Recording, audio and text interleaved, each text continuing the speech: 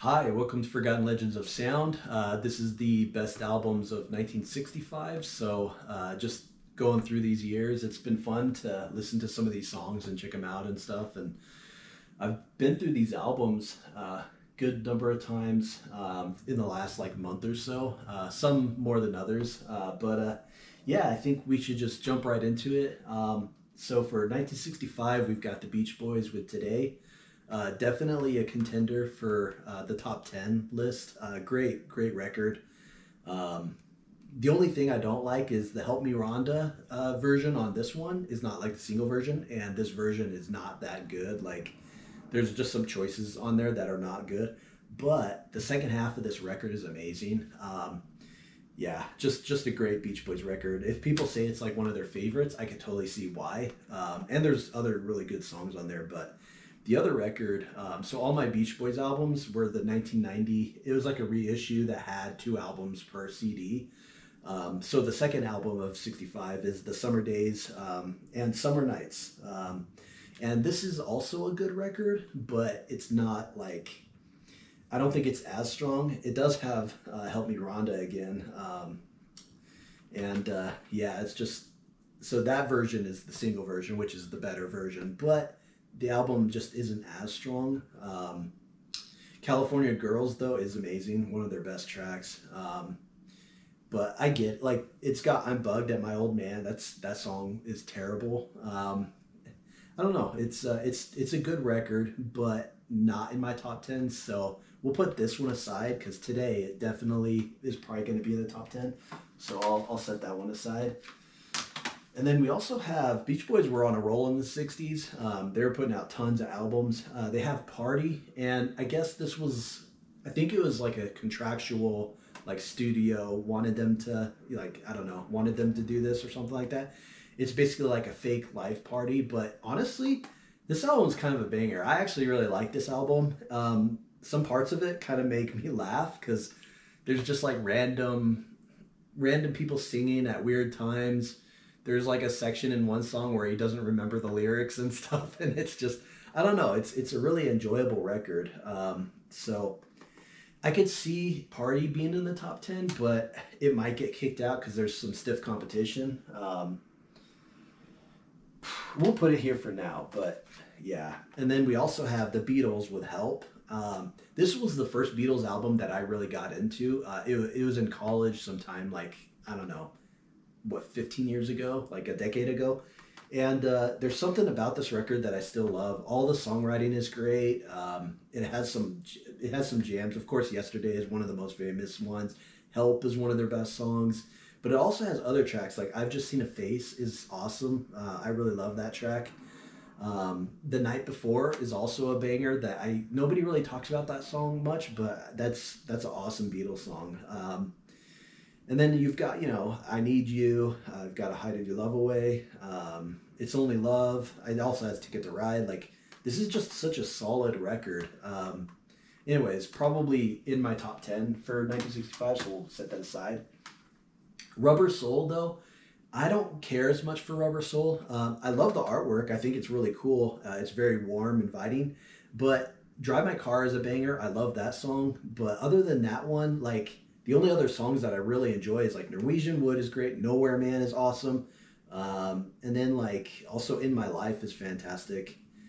If I Needed Someone is great too. Michelle's good. But some tracks like The Word and stuff, like some of those like just don't do a whole lot for me. Think for Yourself doesn't do a whole lot for me. Run for Your Life is whatevs. I don't know. It's one of those albums where I don't fully understand why people love this album so much from the Beatles. I could see it as a transitional album because, Revolver would be after this one. And I feel like in this album, they are kind of doing some new things, but it's not as, like, maybe not as experimental as, like, the White Album or Sgt. Pepper or something like that.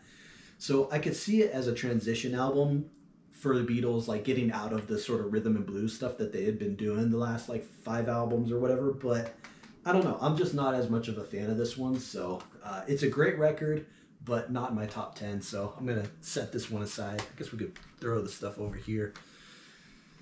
I know that might that might make some folks, like cringe or whatever, but what are you gonna do? Then we got the Byrds with Mr. Tambourine Man. Man, this album, it's funny because I remember the first couple times I heard it, I was a little bit like, oh, that was it. Like I was like kind of, yeah, it was anticlimactic. Let's put it that way. But listening to it more and more, this is such a phenomenal record. Of course, it has like the Bob Dylan stuff, like, but it also has a lot of other really good songs in it too. There's something about this record that I feel like it doesn't really have any lows at all. The entire thing is enjoyable. Yeah, Chimes of Freedom's great. Bells of Rimney's great. Yeah, I'll feel a whole lot better. All I really want to do. A lot of good stuff. I mean, that last one was like a Bob Dylan song, but there's no weak song on this record. It's just phenomenal. So I think that one might make it to the top 10. Geez, I've already got like 4 records in the top. Like, I'm gonna have to kick out some stuff, but what are you gonna do? The Byrds with Turn, Turn, Turn. This is another awesome record. For a while, I thought I liked this one more than that other album, but listening through both of them again recently, I think I liked that first album a little bit more, but this is also an awesome song, or excuse me, an awesome record. Yeah, some good tracks. He Was a Friend of Mine is a classic, one of their best songs. Turn, Turn, Turn. I remember listening to that as a kid and just loving that song. Really good record. Man, I feel like I want to put this in the top 10, but realistically, I don't know. There's so much competition. I don't know if it's going to make it. We'll put it in there for now, but I'm pretty sure that one is probably going to get kicked off. Then we also got Donovan with Catch the Wind. When I've heard this album first, I wasn't all that impressed. Catch the Wind always was, and this is, what's been hit and what's been did. In America, they just call it Catch the Wind, so that's the reason why I've got it. I wasn't really impressed with it when I first heard it. It was a couple times listening through that it started really growing on me. And I think this is a really good folk record. And I could see why people compare Donovan to Bob Dylan in these, first like 2 records. He wasn't as super psychedelic and stuff yet. But still, this is an awesome record. I don't think it's going to make my top 10, but it is a great record still. Definitely worth checking out. I think I've got these out of order. Whoops. We also have Donovan with Fairy Tale. This is another like fairly good record. I think I like Catch the Wind more, but this one's also really solid. Universal Soldier, I remember listening to that song a lot, like when, I don't know, like 15 years ago. I think my dad showed me that song. Catch the Wind I'd heard back in high school, and that was like, for the longest time, that was the only Donovan song I knew, and I remember listening to that song on repeat. But yeah, this is a pretty good record. Maybe not as solid as the first, but still pretty good. Not going to make the top 10 though. Then we got Bob Dylan, Bringing It All Back Home. I think so far, we've done 63, 64. I think so far this is probably my favorite Bob Dylan record out of the ones we've covered so far. There's just so many awesome songs. Love Minus Zero, No Limit is an awesome song. Subterranean Homesick Blues is amazing. Yeah, even Bob Dylan's 115th Dream is pretty good. Yeah, Mr. Tambourine Man, It's Alright Mom, Only Bleeding. It has a lot of really good stuff.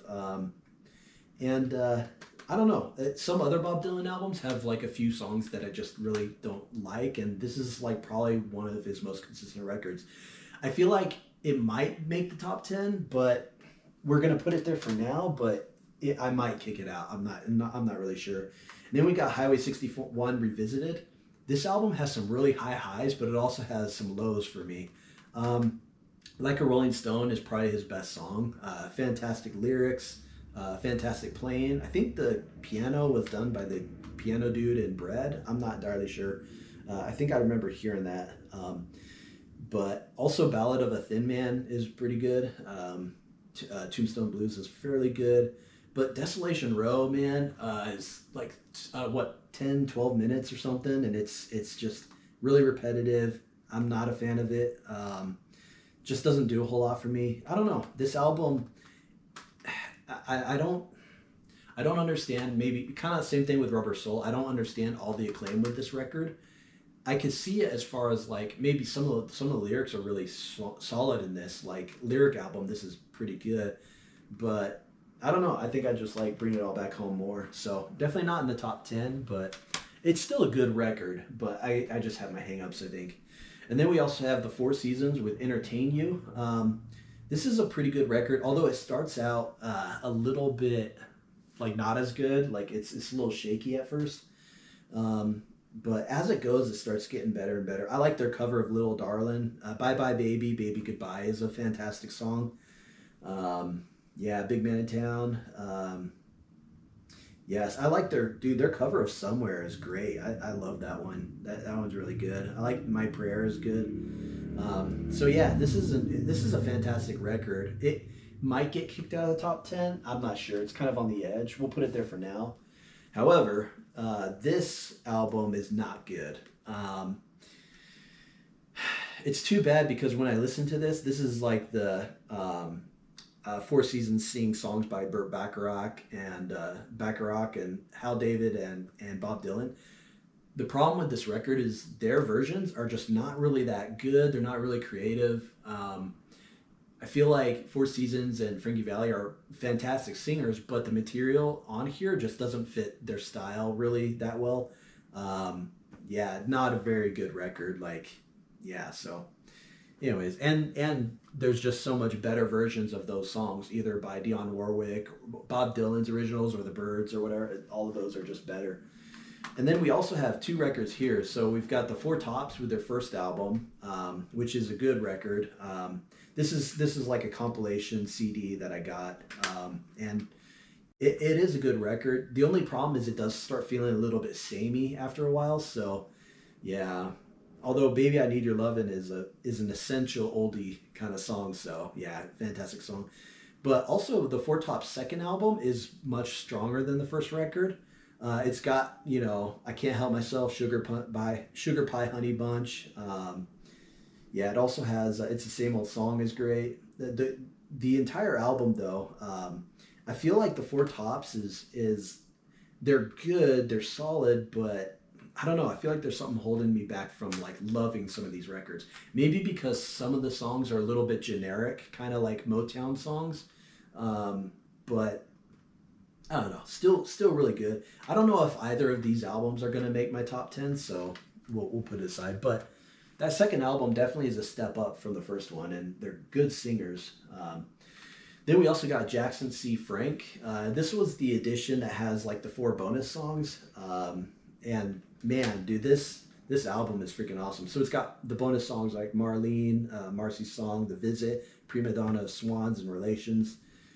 So the thing about this album, I had heard the song "Blues Run the Game" from Paul Simon. I think it was on like the Simon and Garfunkel compilation, "Old Friends," and I liked the song. I thought it was a great song. I had no idea it was a cover, and I had known that song for a long time.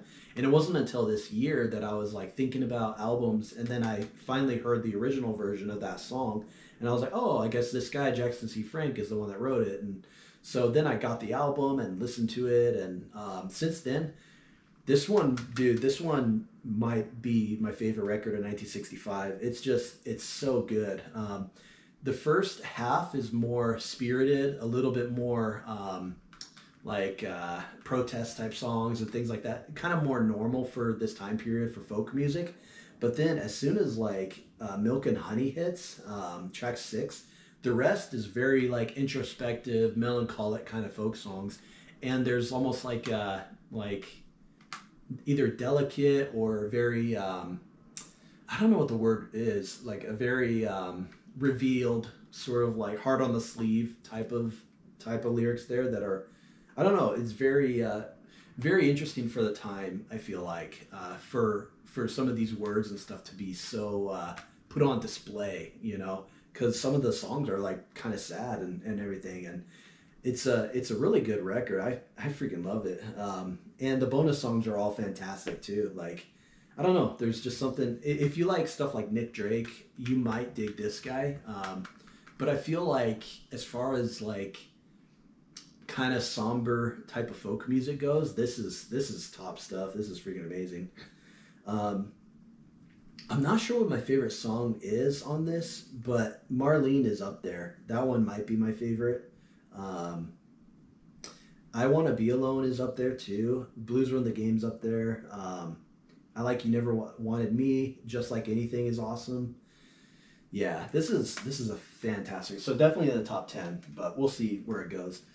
So this is a box set that has basically, I think, the UK versions of all the Herman's Hermits albums in the 60s.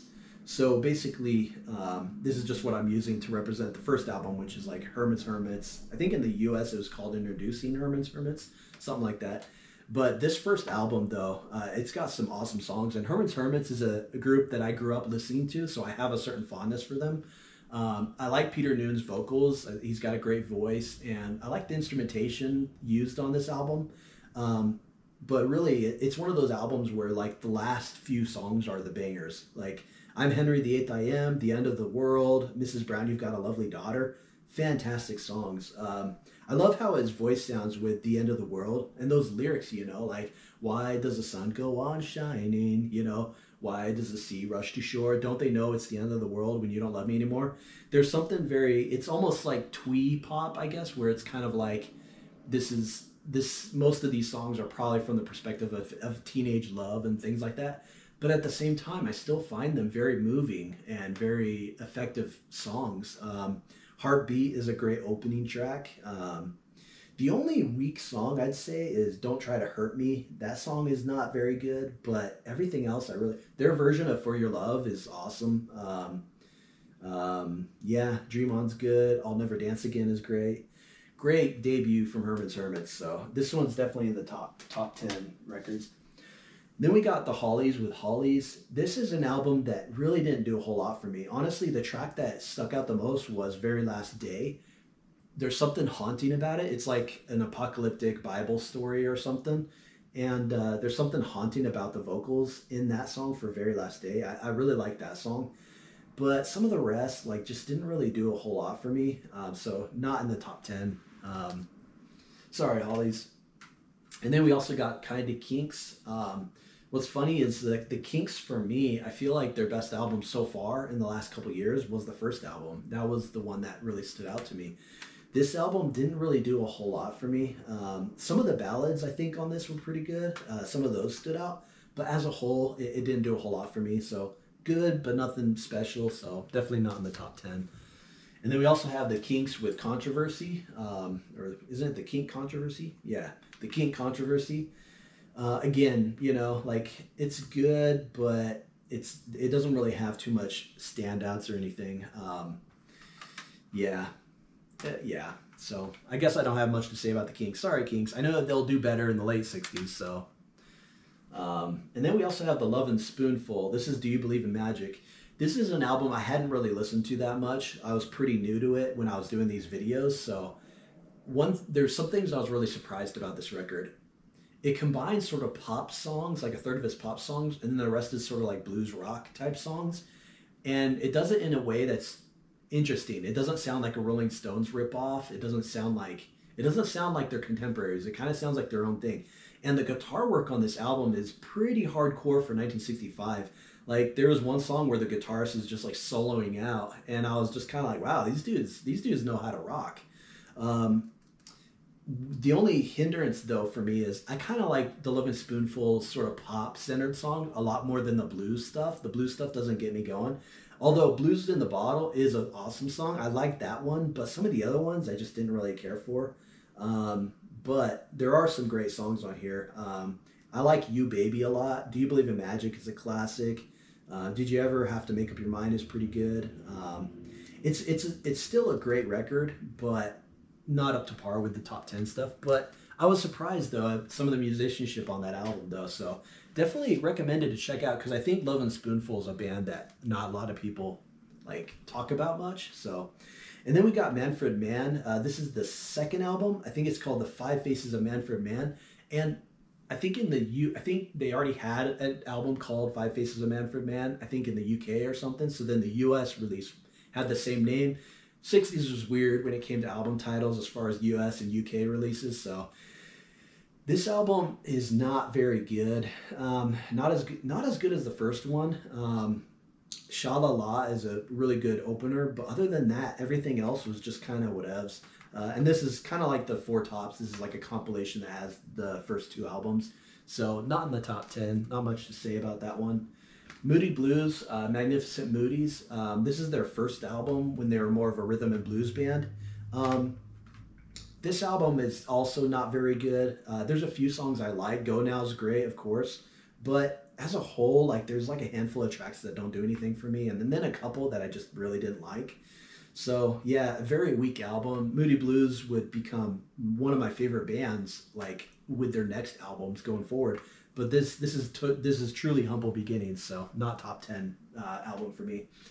And then we got Orbis Songs. Orbis Songs from Roy Orbison. Yeah, this is a solid record. I don't know if I like it as much as In Dreams or not. Both of them are kind of close neck to neck to each other. But of course, it's got Oh Pretty Woman, which is the one of his best songs. Some of the other tracks are really good, though. I'd say that this album doesn't have the highs that In Dreams has, but I also can't really say anything bad about it. It's pretty solid throughout. So I don't know if it's going to make the top 10 because I'm already kind of getting high up there. But Orbis Songs is a great record. Probably not in the top 10 though. And then this is another 2-disc one also. This is Smokey Robinson and the Miracles. So this is the first record called Going to a Go-Go. And on this record, there's a lot of fantastic songs. The Tracks of My Tears, Ooh, Baby, Baby is phenomenal oldie song. Yeah. All That's Good. Since You Won My Heart is pretty good. I don't know. If you like that Motown kind of like soul pop kind of stuff, then you'll dig this. And I like his voice. Smokey Robinson's voice is pretty good. This one might be in the top 10. If it is, it might be kind of low in the top 10, but it is a great record. And then we also have like 3 Rolling Stones albums. So we got Rolling Stones with Now. And all my Rolling Stones CDs are the US versions. So there's slight different track listings. US versions would include the singles, whereas the UK ones would try to not include the singles because they wanted to sell them separately or whatever. But Rolling Stones Now is pretty solid. Heart of Stone is great. That was like the standout one that I knew before. Little Red Rooster is like pretty good. Yeah, Can't Catch Me. I don't know. This album is definitely. Normally, I'm not a huge blues fan, but this, as far as blues rock goes, this was a really solid record. Like it kind of, I don't know. Like it feels like compared to the other 2 albums, like Out of My Heads and December's Children, this feels more like an album. Like it flows more as an album. It might be my favorite Rolling Stones album for 1965, but I don't think it's gonna crack the top 10. But it's still an enjoyable record. And spoiler alert, I guess. So Out of My Head, or Out of Our Heads, the Rolling Stones. Again, this is a great record, and it has some of these great, tracks. Some of these, I mean, Hitchhike is the only song that I don't like. It's really repetitive and just annoying. But I like That's How Strong My Love is fantastic. Satisfaction is great, and how they lead in from I'm All Right to Satisfaction is awesome. Spider and the Fly is kind of interesting. Play with Fire is an awesome song. I feel like this album, the highs are higher than Rolling Stones Now, but also it's a little bit lower. Like some of the other tracks are a little bit lower. So great record, but probably not in the top 10. And this is one where I guess like in the UK they didn't get this. It's one of those albums where people argued whether or not it's an album or not, or a compilation. I think it's kind of an album because I think it's just the American release or whatever.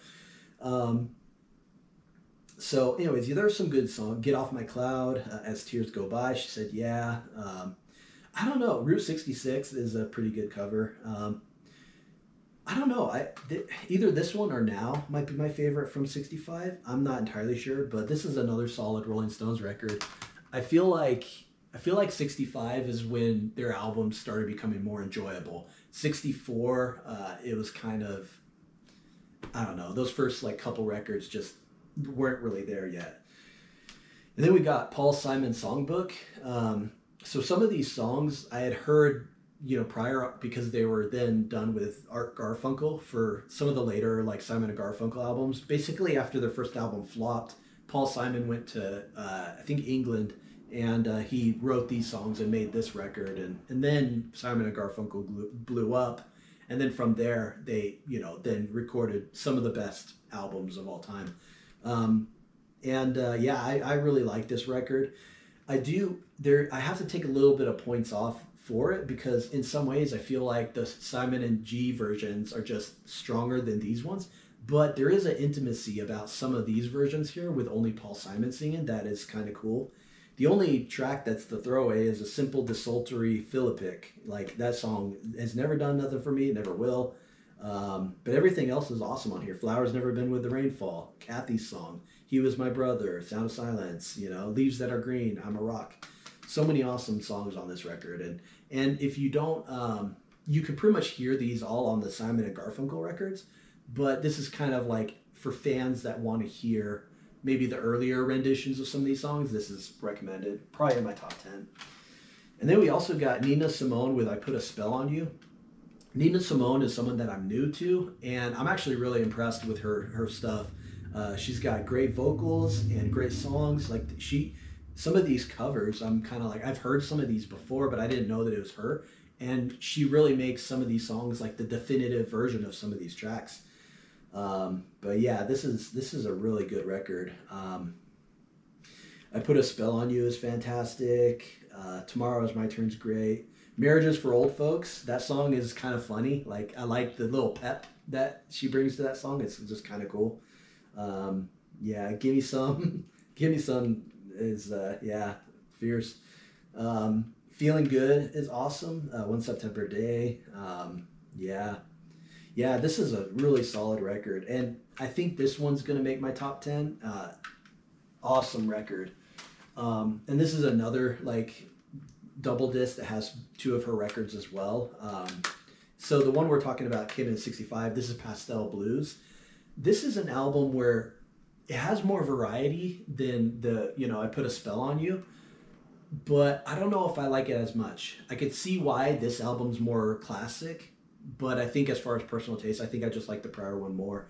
But it does have some fantastic songs though, and her rendition of Sinnerman is great. Like as far as like 1965 goes, when you're listening to kind of like basic rhythm and blues, and you hear a song like Sinnerman with that piano going and the way the backing vocals all come in, there's an intensity to the song that builds, and I'm kind of like, yeah, this music is way more like engaging and gripping and then something like a simple rhythm and blues band or something would be. Be My Husband. I remember when I first heard that song, because I didn't know Nina Simone at the time, and this was the first album I had ever heard by her. I was kind of like, oh man, if all of this is like Be My Husband, this is gonna be a struggle, because the whole song is like, be my husband, be my, like it's just very like old school blues kind of singing song, and I'm just kind of like, it was not what I was expecting, and I was kind of like taken back, and now I kind of like it, but at the time I was kind of like, oh man, if the whole album is like this kind of stuff, then Nina Simone is not for me. Luckily, she brings more instruments and stuff. It's not as minimal as that opening track. You could say that Be My Husband is kind of like the OK Computer for anyways, because it's so different from the rest of the album or whatever. Airbag. Anyways, but yeah, the rest of the album's like fairly solid. I'm not sure if there's more else I could say about this record, Pastel Blues. Great record. I'm not sure if it's in my top 10, but I could see why it has a little bit more acclaim, more so than freaking Beatles and that Bob Dylan album. Am I right? Like, right, guys. So this is another record. This is more hits from the Supremes, and this is like, they took one song from the previous record, Ask Any Girl, and it opens the record really well. And I think that this album is really good, but it just doesn't have, it's not as solid as the prior album, because last year that album won, the best album of '64, and this one doesn't have as many hits. The songs are a little bit weaker. Although Honey Boy, that song is kind of underrated. That was one I never grew up with, but it also has Stop in the Name of Love, which is a phenomenal song. It is solid, and if I didn't have so much stuff already, I could see it maybe be in the top of the top 10, but I don't think there's just too much competition. And then we also got the Temptations with Sing Smokey. These are like Smokey Robinson penned songs, and this is a phenomenal record. As far as like this pop soul Motown kind of song stuff, Temptations are awesome. I had only known like a couple songs like as a kid growing up hearing them. I never actually delved into their albums, so going through and delving into these records, I was surprised at how good they are as a record band. Like they're not just like a singles band or anything like that. And yeah, there's a lot of really good songs here. Of course, the Magical My Girl, one of the greatest songs of all time, is on this one. But some of the other ones, The Way You Do the Things You Do is great. Yeah, Who's Loving You? You Can Depend on Me. Yeah, yeah. This is a really good record. This one might be in the top 10. We'll see. But Temptations do even better the second time around. Temptin' Temptations. I guess I've got two of them here. This is a phenomenal record. A step up from the debut one. I think that's their debut. But yeah, Temptin' Temptations is awesome. Every time Since I Lost My Baby comes on, dude, that song just makes you happy listening to it. It's just a phenomenal track. And then that low, deep voice guy doing his parts, like, man, amazing song. This whole album is really good.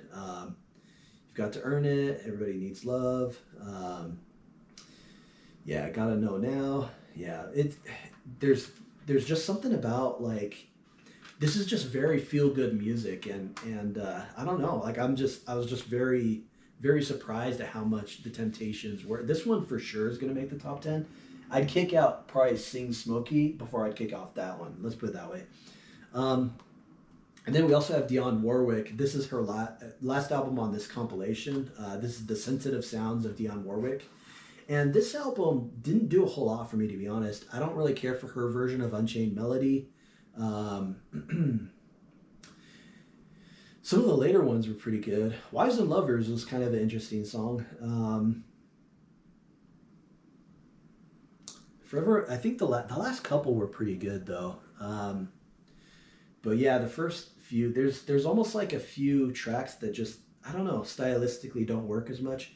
I think it's still a great record, but it's not up to par with like, Make Way or even that, first album either, Presenting Dionne Warwick. It's kind of like Anyone Had a Heart, where it's like, it's great, but it's not her best. Probably not in the top 10. However, Here I Am is the other album released in 65. This album is actually really good. Yeah, In Between the Heartaches. Yeah, Here I Am is fantastic. Don't Break in My Heart. I love Window Washing. Window Washing is a kind of more upbeat, great song.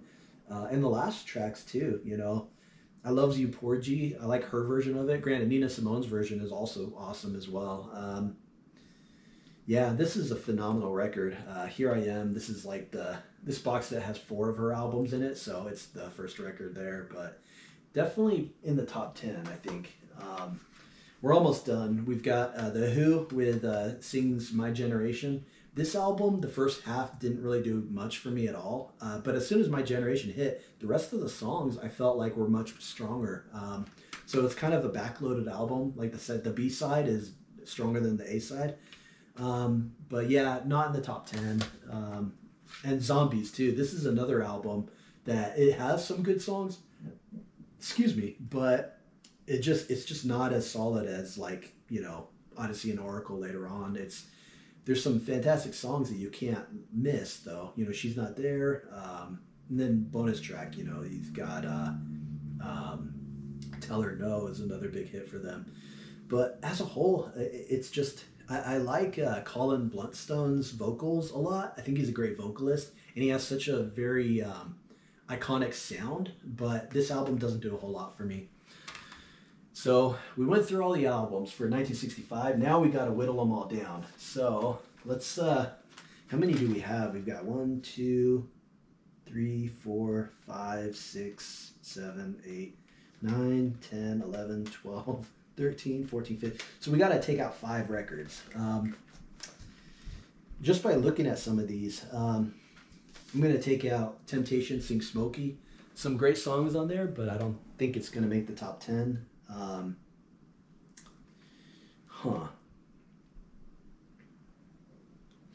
Yeah, Party. I'm taking out this one too. It's an awesome record. It's underrated. Like it is a lot of fun, but I don't know if it's top 10 quality. I feel bad even taking it off because I feel like the album's really underrated. So I, part of me wants to include it just for out of spite, basically. You know. Um, man,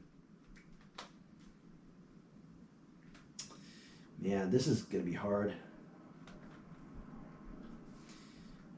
I hate to do it. Four Seasons. Nah, man, this is gonna be really hard. Um, I'm gonna remove the Birds with Turn Turn Turn. Still a fantastic record. All of these kind of hurt taking them out, but what are you gonna do? I think probably bringing it all back home, dude. I've been so cruel to Bob Dylan. Poor guy. Like I'm sorry, but I don't think that one's making my top 10. So now we're back to 1, 2, 3, 4, 5, 6, 7, 8, 9, 10, 11. So one more I've got to remove. Man. I hate to do this, but I think it's probably Smokey Robinson and the Miracles Going to a Go-Go. Man, this is really hard. Um, yeah, I think it's Smokey Robinson. I'm sorry, man. I'm sorry, but yeah. So starting off with number 10, let's see. Let's see if this is going to be less painful though, as I go with these top 10 album. Let's see what number 10 is. Man, I think number 10 is probably going to be that Four Seasons record. Let's see if I can find it. Yeah, Four Seasons Entertain You. I think this one's probably number 10. I've kind of already kind of talked about this one, but it's a great record. I love the Four Seasons. I think they're awesome. So number 10 is the Four Seasons Entertain You. Number 9, let's see. Number 9 is...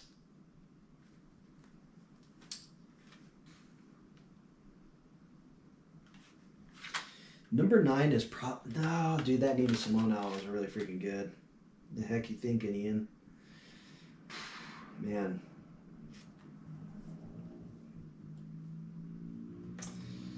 Man, dude, this is really this. I feel like this is like the hardest year compared to 63 and 64. This is the hardest year to even rate these, because they're all fantastic records.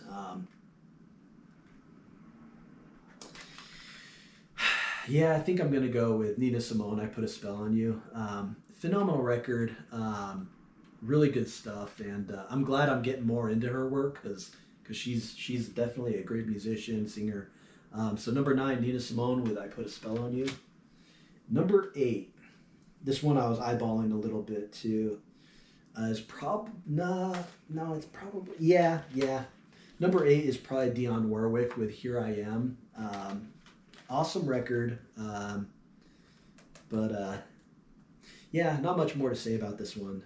Fantastic record. So number 8, Dionne Warwick, Here I Am. Number 7, let's see. Number 7 is probably the Beach Boys with Today. There is a little bit of weak moments in this record, especially like Bull Session with Big Daddy. They always have those like kind of throwaway tracks. But Do You Want to Dance is freaking awesome. When I Grew Up to Be a Man is awesome. Dance Dance Dance. I'm So Young is fantastic. Man, maybe this might be a little bit higher, man. Kiss Me Baby. Jeez, this is kind of hard. No, let's number 7 I think is probably gonna be Herman's Hermits with their first album, Herman's Hermits. Um, Great record, although there are a few weaker songs. But yeah, number was it 7? Number 7, Herman's Hermits with Herman's Hermits. Number 6 is probably gonna be Temptations with Temptin' Temptations. Fantastic record. I was really kind of blown away with this one. Feel good music, beautiful, awesome record. Temptations, number 6. Number 5. Man, I think I might like this Beach Boy album more than this Beatles one. I'm not sure. See, like years ago, I always thought this was my favorite record for this year because I didn't know as much and stuff, but I don't know.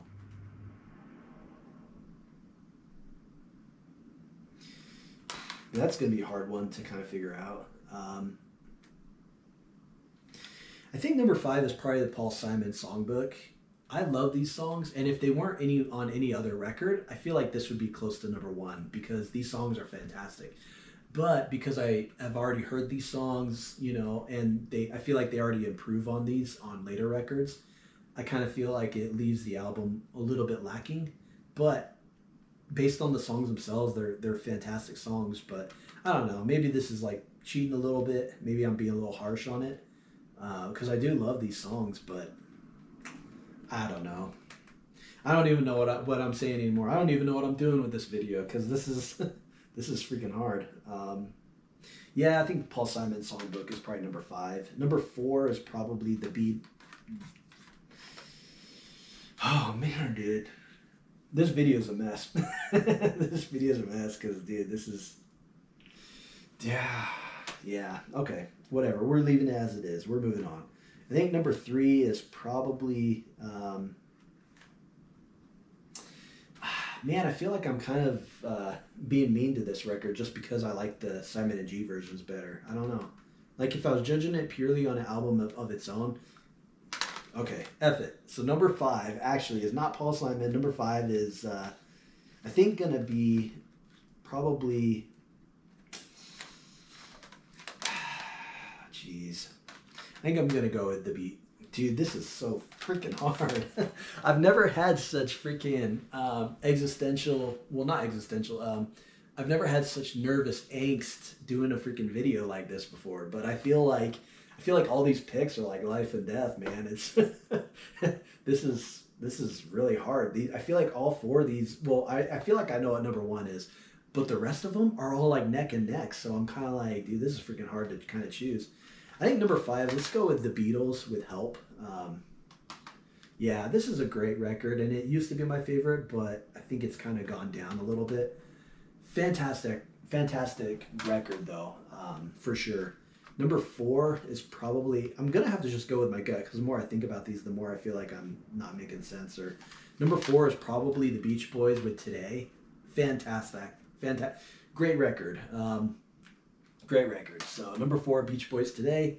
And then number 3 is probably The Byrds with Mr. Tambourine Man. This is an album that every time I listen to it, I enjoy it more and more. Yeah, really awesome record. And I feel like this doesn't have any weak moments like maybe Beach Boys and the Beatles did. So number 3, The Byrds with Mr. Tambourine Man. Then number 2 is probably Paul Simon with Songbook, because these songs are phenomenal. Great records. Or excuse me, great songs. Great record. And I mean, it was probably pretty obvious, but number 1 album of 1965 is Jackson C. Frank's self-titled record. This is a phenomenal album, masterpiece, really. And it's funny because I'm a person that I don't really have too many folk records that are like masterpieces to me. The only ones that come to mind is like from Jason Isbell and Gregory Alan Isakov, and maybe like Gordon Lightfoot. But now listening to this, I'm like, yeah, this is one of the greatest folk albums of all time. Granted, I'm not a huge folk aficionado or anything, but just from the stuff I've heard, like, this is a fantastic record. And if you haven't heard Jackson C. Frank, you haven't heard this record before, give it a listen, and don't judge it on the first 5 songs. Wait until you've heard at least the second half, because it is backloaded as a record. Plus the bonus songs are also fantastic, so make sure you track those down too. So yeah, Jackson C. Frank, you made the best album in 1965. Hopefully that wasn't as painful for you guys as it was for me. It was fun going through these records and doing this. So yeah, I guess I don't have anything more to say, so thanks for watching, and I'll see you guys later.